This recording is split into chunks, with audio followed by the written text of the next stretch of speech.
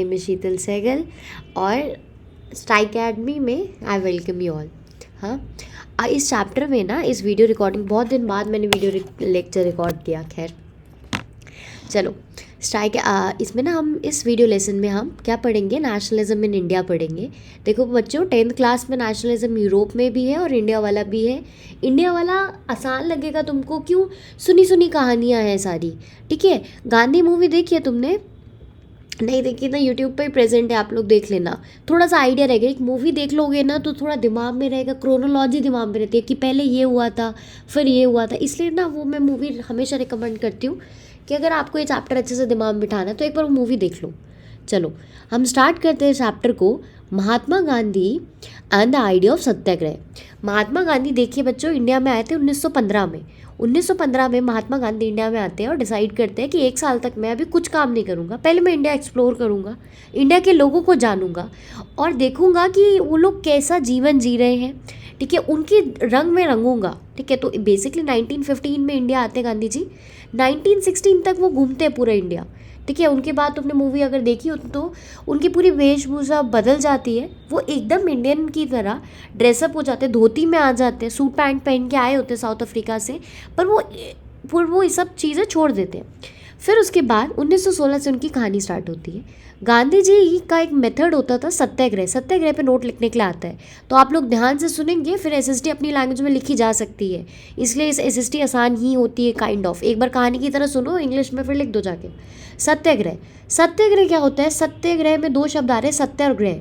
सत्य मतलब ट्रुथ, ये हम जानते हैं। गांधी जी कहते थे कि it if the cause is true, अगर जो चीज़ के लिए तुम स्ट्रगल कर रहे हो वो सच्ची चीज़ है तो आपको इनजस्टिस के अगेंस्ट फिजिकल फोर्स लगाना ज़रूरी नहीं है।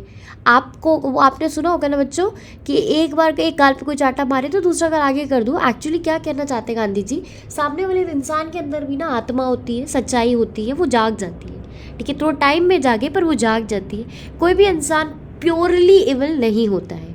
सत्याग्रह ने बोला कि आप नॉन वायलेंट तरीके से अपना बैटल लड़ेंगे, सच की लड़ाई लड़ेंगे और लोगों को ट्रुथ की तरफ परसुएट करेंगे। ट्रुथ ही फाइनली जाके जीतता है। सत्य में जयते सुना होगा ना आप लोगों ने, वही सत्य ही आखिरी में जाके जीतता है। इंडिया में फर्स्ट वॉज चंपारण, पहले वो फिर 1916 में चंपारण गए जहाँ पर उन्होंने प्लांटेशन वर्कर्स की हेल्प करी। 1917 में खेड़ा में गए, ठीक है। CAK ऐसे करके याद रखते। गांधी जी इंडिया आए, फिर उन्होंने केक खाया, पहले चंपारण गए, फिर अहमदाबाद गए, फिर खेड़ा गए, ओके। फिर उसके बाद आता है हिंद स्वराज। हिंद स्वराज उन्होंने एक फेमस बुक लिखी थी जो कि नॉन कॉपरेशन जो ब्रिटिशर्स के साथ हुआ उसके बारे में थी। New economic situation in India, first world war. देखो बच्चों, अपने आप में हर एक पॉइंट एक क्वेश्चन बन के आ सकता है। ये नोट्स इसी फॉर्म में लिखे हुए। अच्छा, नोट्स तुम लोग ले लेना टेलीग्राम से, टेलीग्राम का जो लिंक है वो डिस्क्रिप्शन में मैं डाल दूंगी। अब आता है क्या इकोनॉमिक सिचुएशन हो गई थी जब वर्ल्ड वार 1 हुआ था। वर्ल्ड वार 1 कब हुआ था? 1914 से लेकर 1918 के बीच में हुआ था। इसी के बीच गांधी जी इंडिया में आए थे। ये चीज़ समझ आ गई? चलो पहले तो देखो, वर्ल्ड वार 1 जब हुआ तो मैनचेस्टर का इंपोर्ट जो इंडिया से, मैनचेस्टर कहाँ पे है? मैनचेस्टर ना यूनाइटेड किंगडम लंदन में है। मैनचेस्टर से जो कपड़ा आता था वो डिक्लाइन हो गया, क्योंकि ब्रिटिशर्स का जो मैनचेस्टर में कपड़ा बन रहा था, अब वो इंडिया में आने की जगह आर्मी के लोगों के कपड़े बनाने लग गया। वॉर लड़ रही थी ना, ब्रिटिशर फर्स्ट वर्ल्ड वॉर में इन्वॉल्व थे। वॉर जैसे ही आगे बढ़ता रहा तो इंडियन की फैक्ट्रीज को भी आगे लाया गया कि वो वॉर की नीड में सप्लाई करें, ठीक है। फिर उसके बाद इंडियन वर्कर से काफ़ी लंबे टाइम तक काम कराया जाता था। वर्किंग आवर्स बहुत ज़्यादा लंबे हो गए। कॉटन प्रोडक्शन कोलैप्स हो गया और British fail dramatically after war. Cotton का प्रोडक्शन एकदम से कोलैप्स, गिर ही गया। It was unable to modernize and compete with US, Germany and Japan. Hence, India जैसी कॉलोनीज जो थी वो कैप्चरिंग द होम मार्केट, फिर ग्रेजुअली कंसोलिडेटेड। तो अब देखो, ब्रिटिशर्स की जितनी फैक्ट्रीज वगैरह थी वो सारी लग गई अपने आर्मी के कपड़े बनाने के लिए, तो इंडियंस की जो फैक्ट्री थी अब थोड़ा फ्लरिश करने लग गई। अब आता है Rowlatt act of 1919। Rowlatt act क्या था? रॉलेट एक्ट ब्रिटिश को इतनी इनॉर्मस पावर दे रहा था कि किसी के पास भी अगर वेपन मिल गए तो उसको 2 साल की सज़ा विदाउट ट्रायल, मतलब तुमसे सुनवाई भी नहीं होगी कि कोई इंडियन कैसे वेपन कैरी कर सकता है। आपके पास वेपन है तो your weapons would be taken. इसी के अगेंस्ट जलियांवाला बाग इंसिडेंट होता है और जलियांवाला बाग में क्या होता है, ये तुम लोगों ने बैसाखी बहुत सारी मूवीज़ में देखा होगा। 1919 बैसाखी का दिन था और outside the city martial law लगा था, पर ये चीज़ ना वो विलेज के लोगों को नहीं पता थी। पंजाब में जलियांवाला बाग के अराउंड लोग इकट्ठा होते हैं और जनरल डायर जो होता है वहाँ पे पहुँच जाते हैं। जनरल डायर वो लोग मीटिंग कर रहे होते हैं, वो लोग मीटिंग कर रहे होते हैं। Being from the outside city, लोगों को पता नहीं होता कि मार्शल लॉ लगा हुआ है। मार्शल लॉ लगा हुआ है मतलब कि लोग इकट्ठा नहीं हो सकते हैं। जनरल डायर एंटर करते हैं पार्क में, एग्जिट पॉइंट को बंद करते हैं और गोलियां चला देते हैं विदाउट स्टॉपिंग, और बहुत सारे लोग मर जाते हैं। ये ब्रूटल एक्ट जनरल डायर को जो था वो अनपैरेलल माना गया है। ठीक है, as a news of Jallianwala Bagh spread, तो जैसे ही जलियांवाला बाग की न्यूज़ स्प्रेड हो गई तो पूरी जगह हड़ताल वगैरह स्टार्ट हो गई। इवन जो रविन्द्रनाथ टैगोर जी थे उन्होंने अपना नाइटहुड वापस कर दिया था। ये बहुत फेमस इंसिडेंट था। नाइटहुड होता है, ब्रिटिशर्स ना नाइटहुड की उपाधि देते थे। ठीक है, जो बहुत अच्छा काम करते थे उनको नाइटहुड दिया जाता था। इवन गांधी जी को भी मिला था, पर इस टाइम पे रविन्द्रनाथ टैगोर जी को मिल रखा, तो उन्होंने वापस कर दिया। उन्होंने कहा ऐसे लोगों से मुझे नाइटहुड लेना ही नहीं है जो इतने वाहियात घिनौनी हरकत करते हैं। फिर आता है नॉन कॉपरेशन मूवमेंट। अब ना खिलाफत नॉन कॉपरेशन मूवमेंट इंडिया में जागती है। ध्यान से सुनो, बहुत ही ध्यान से सुनना। क्या हुआ कि जलियांवाला बाग इंसिडेंट हो गया, यहाँ पे एक जगह जलियांवाला बाग इंसिडेंट हो गया है और इसी की दूसरी जगह हम देखते हैं कि खिलाफत मूवमेंट चालू हो गया है। खिलाफत क्या होता है? टर्की में खिलाफत एम्पायर होता है। टर्की में क्या होता है? खिलाफत एम्पायर होता है। इस चीज़ को याद रखना। ब्रिटिशर्स जब वर्ल्ड वॉर 1 जीत जाते हैं तो टर्की के खिलाफत एम्पायर को गिरा देते हैं और वहाँ पे डेमोक्रेसी ले आते हैं। वहाँ पे क्या ले आते हैं बच्चों? डेमोक्रेसी ले आते हैं। अब जो मुस्लिम कम्युनिटी थी उनके लिए खिलाफत एम्पायर एक भगवान समान था और उसी को ब्रिटिशर्स ने डेमोलिश करके डेमोक्रेसी ले आए, तो उनको बड़ा पसंद नहीं आया। ये ध्यान से सुनना, एक जगह हिंदुओं में, पंजाबियों में जलियांवाला बाग इंसिडेंट को लेके दिक्कत चल रही थी। उनका अशांत हो गया था मन कि कैसे ये लोग हम पे इतनी ब्रूटली अटैक कर सकते हैं। दूसरी जगह हम देखते हैं, दूसरी जगह खिलाफत मूवमेंट के कारण मुस्लिम लोगों के अंदर एक डिससैटिस्फैक्शन जाग रखी थी। तो यहाँ पे मुस्लिम्स भी परेशान थे और हिंदू भी परेशान थे। गांधी जी ने सोचा बहुत अच्छा टाइम है कि चलो मौके पे चौका लगाते हैं, हम हिंदू और मुसलमानों की यूनिटी साथ में लेके आते हैं। और फिर दोनों को मिला के गांधी जी ने हिंदुओं की ग्रीवांसेस और मुसलमानों की ग्रीवांसेस दोनों को मिला के बच्चों शुरुआत की खिलाफत नॉन कॉपरेशन मूवमेंट की। किसकी? खिलाफत नॉन कॉपरेशन मूवमेंट की। ये ऐसी मूवमेंट थी इंडिया की हिस्ट्री में जहाँ पे हम देखते हैं कि वो लोग हिंदू और मुस्लिम में यूनिटी देखने को मिली थी। फॉरेन का सामान बॉयकॉट कर दिया जाता था। लिकर की शॉप में आग लगा दी गई थी। फॉरेन का कपड़ा बंद कर दिया जाता था। ठीक है, मेनी मर्चेंट और ट्रेडर रिफ्यूज़ कर दिया कि हम फॉरेन के कपड़े में ट्रेड करना ही नहीं है। लोगों ने डिस्कार्ड करना स्टार्ट कर दिया बाहर वाला कपड़ा। अब नॉन कॉपरेशन मूवमेंट कैसे कैसे फैली, you have to remember this. ये आता है इस पे क्वेश्चन। पहला, अवध में। हर एक पॉइंट मेरे बच्चों इंपॉर्टेंट है, प्लीज़ इसको 2-3 बार पढ़ लेना। बाकी मेरी वीडियो 1-2 बार सुनोगे तो दिमाग में चीज़ें बैठ ही जाएंगी। अवध, सबसे पहले हम पढ़ते हैं अवध में। अवध में थे बाबा रामचंद्र। वो अगेंस्ट थे तालुकदार और लैंडलॉर्ड्स के अगेंस्ट। वो डिमांडेड हाई रेवेन्यू। तालुकदार और लैंडलॉर्ड जो कि बहुत ज़्यादा पैसा वसूलते थे उनके अगेंस्ट थे।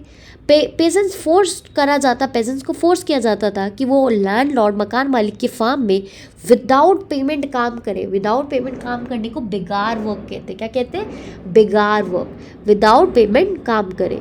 फिर उसके बाद no land right were leased out, the demand of the peasants were. और फिर वहाँ पे पेजेंट डिमांड करते हैं, देखो भाई, एक तो बेगार का एबॉलिशन करो। बिना पैसे के काम करने को बेगार वर्क कहते हैं। क्या कहते हैं? बेगार वर्क। एक तो इस चीज़ का एबॉलिशन करो, सोशल बॉयकॉट करो, ठीक है, और रिवेन्यू को कम करो। इतना ज़्यादा जो पैसा हमसे ले रहे हो कम करो। ये सीन था अवध का। अवध में इंपॉर्टेंट कौन है? बाबा रामचंद्र। अवध में इंपॉर्टेंट कौन है? बाबा रामचंद्र। फिर उसके बाद आता है गुदेव हिल्स, जो कि आंध्र प्रदेश में था। यहाँ पे एक गुरिल्ला मूवमेंट स्प्रेड हो गई थी। यहाँ पे क्या हुआ था? एक गुरिल्ला मूवमेंट स्प्रेड हो गई थी। गुरिल्ला वार क्या होता है? छुप छुप के वार करते हैं। ठीक है, फॉरेस्ट एरिया में कॉलोनियल गवर्नमेंट के अगेंस्ट थी। क्या हुआ था? कॉलोनियल गवर्नमेंट ने बोला था, कॉलोनियल माने ब्रिटिश गवर्नमेंट ने बोला था कि कोई भी फॉरेस्ट में एंटर नहीं करेगा, ना चारा चलाने के लिए, ना फ्यूल वूड कलेक्ट करने के लिए, ना फ्रूट कलेक्ट करने के लिए। देखो, अब वहाँ के जो नेटिव लोग होते हैं, मतलब वहाँ के जो ओरिजिनल कम्युनिटी थी, उनसे उनका राइट राइट छीन लिए गए तो इन्होंने भी विरोध स्टार्ट करा। For plantation worker in Assam freedom meant the right to move freely in and out of the confined space. और अब असम के बारे में बात करते हैं। असम में प्लांटेशन वर्कर की फ्रीडम छीन ली गई थी। असम में क्या हुआ था, प्लांटेशन वर्कर्स की जो फ्रीडम थी वो उनसे ले ली गई थी, जिससे वो परेशान थे, जिससे वो डिससेटिस्फाइड थे। ठीक है, ये हमने पढ़ा non cooperation movement. Non cooperation movement किसके विरोध में चली थी, एक तो खिलाफत और एक जलियांवाला बाग। इसकी क्या खासियत थी, इसमें हिंदू मुस्लिम यूनिटी देखने को मिली थी। ठीक है, यहाँ तक कोई प्रॉब्लम नहीं हुई। चलो आगे चलते हैं। गांधी जी इंडिया में कब आए थे, 1915 में आए थे। एक साल घूमे थे, अगले साल वो क्या कहते हैं, चंपारण, अहमदाबाद, खेड़ा में उन्होंने काम किया था। ठीक है, फिर उसके बाद आता है स्लोइंग डाउन। अब आता है non cooperation movement slow down कैसे हो गई। खादी का कपड़ा, देखो बच्चों, खादी का कपड़ा था तो बहुत अच्छा पर एक्सपेंसिव था, तो कितने टाइम तक वो खादी का कपड़ा यूज़ करते, इसलिए लोगों ने खादी का कपड़ा यूज़ करना बंद कर दिया। ठीक है, एक मिनट, मेरा पेन टैप क्यों नहीं काम कर रहा है। खिलाफत मूवमेंट स्लो डाउन होने लग गई थी। खादी का कपड़ा इतना महंगा होता था कि लोग उसे कितने दिन तक खरीदते, और एक कॉमन इंसान जो इतना कमाता नहीं है वो इतना खादी के कपड़े में इन्वेस्ट करना नहीं चाह रहा था। Next, alternative Indian institution could not be set up in place of British one. अरे इन लोगों ने सोचा कि हम कॉपरेट नहीं करेंगे। खिलाफत नॉन कॉपरेशन मतलब आपकी बात नहीं मानेंगे, ब्रिटिशर्स की बात नहीं मानेंगे। ये जो नॉन कॉपरेशन मूवमेंट था, इसके अंदर हम देखते हैं कि अब इनकी बात नहीं मानोगे, इनके स्कूल्स नहीं जाओगे, तो एक ऑल्टरनेट इंस्टीट्यूशन तो होना चाहिए। इनका जो वो जो खाली स्पेस तुम लेना चाहते हो तो कुछ और बना के रखो। तो ऐसा अल्टरनेट इंस्टीट्यूशन कोई सेट नहीं हुए थे। ध्यान रखना, इसके बाद हम पढ़ेंगे सिविल डिसोबीडियंस मूवमेंट। उस टाइम में ना हमने अपने इंस्टीट्यूशंस बना लिए थे, अपने स्कूल्स बनाए, कॉलेजेस बनाए इस टाइम पे, जो कि इस टाइम देखने को नहीं मिला था, नॉन कॉपरेशन में नहीं मिला था। स्टूडेंट टीचर बिगेन टेक वापस से चले गए, स्कूल्स वगैरह चले गए, लॉयर्स ने प्रैक्टिस स्टार्ट कर दी। अब आता है खिलाफत मूवमेंट, ये मैंने तुम्हें ऑलरेडी समझा दिया। Ottoman empire, Britishers, Ottoman empire कहाँ था बच्चों, टर्की में था, और शौकत अली, मोहम्मद अली जो थे वो लोगों ने गांधी जी के साथ मिलकर खिलाफत नॉन कॉपरेशन मूवमेंट की शुरुआत की थी। अब एक बहुत सैड इंसिडेंट हो जाता है, चौरी चौरा इंसिडेंट, जहाँ पे in February 1922 Gandhi ji decided to launch a non tax movement, कि हम टैक्स भी नहीं भरेंगे अब। पर पुलिस ने ओपन फायर कर दिया, जिससे डेमोन्स्ट्रेशन प्रोवोक हो गया। ठीक है, पुलिस ने थोड़ा लाठी चार्ज के ओपन फायर किया तो लोग भड़क गए। लोग ने जाके चौरी चौरा के पुलिस स्टेशन में, जो कि उत्तर प्रदेश में, आग लगा दी। गांधी जी बड़े डिस्टर्ब हो गए कि नहीं भाई, खून खराबा तो हमें करना ही नहीं है, हमारी लड़ाई शांति की है। ठीक है, वो इसलिए डिस्करेज एकदम से रोक देते थे मूवमेंट जब खून खराब होता था। दो कारण थे बच्चों, एक, इतनी लंबी मूवमेंट ना कभी चल ही नहीं सकती, तुम रोज रोज रोज रोज लड़ नहीं सकते हो, तुम्हें थोड़ा ब्रेक चाहिए। तो गांधी जी ये बात समझते थे कि एक मूवमेंट अगर सालों साल चलती जाएगी ना तो जोश खत्म हो जाएगा लोगों में। दूसरी बात, गांधी जी को ये भी पता था कि अगर ये नॉन वायलेंस में उतर गए लोग, अगर मारपीट स्टार्ट हो गई तो कितनी सारी जानें जाएगी, किसी का माँ बाप, भाई बहन, कितने रिश्ते ख़त्म हो जाएंगे, इसलिए वो नॉन वायलेंट चाहते थे अपनी मूवमेंट। चलो, गांधी जी ने नॉन कॉपरेशन मूवमेंट ख़त्म कर दी। सत्याग्रही प्रॉपरली ट्रेन नहीं थे, कहा कि सत्याग्रही अभी जो लोग हैं वो मास स्ट्रगल, बड़े स्ट्रगल के लिए तैयार नहीं है। इसी दौरान एक स्वराज पार्टी फाइंड की जाती है CR दास और मोतीलाल नेहरू, जो कि हैं जवाहरलाल नेहरू के पिताजी, उनके द्वारा। ठीक है, और उन्होंने लाहौर कांग्रेस सेशन में डिमांड किया पूर्ण स्वराज। पूमा स्वराज लिखा हुआ है यहाँ पे, क्या होता है पूर्ण स्वराज, पूरी तरह हमें स्वराज, अपने राज करने का अधिकार दीजिए। ठीक है, दांडी मार्च और सिविल डिसोबीडियंस की मूवमेंट यहाँ से स्टार्ट होती है। सिविल डिसोबीडियंस मूवमेंट के बारे में थोड़ा सा जान लो। सिविल डिसोबीडियंस मतलब तुमने कहा बैठो तो हम बोलेंगे नहीं, हम नहीं बैठ रहे, हम खड़े हो जाएंगे। ठीक है, तुमने कहा बाहर नहीं आना है घर के, तो हम बाहर आएंगे, हम जानबूझ के डिसोबे करेंगे। पहले था नॉन कॉपरेट, पहले बदतमीज, मतलब पहले हम नहीं, ये उल्टा नहीं कर रहे थे, पर अब हम उल्टा करेंगे। पहले नॉन कॉपरेशन आया था, फिर सिविल डिसोबीडियंस मूवमेंट आया था। ध्यान रखना, पहले लोगों के अंदर इतना गुस्सा नहीं था, सिविल डिसोबीडियंस मूवमेंट आते आते और गुस्सा उमड़ गया था।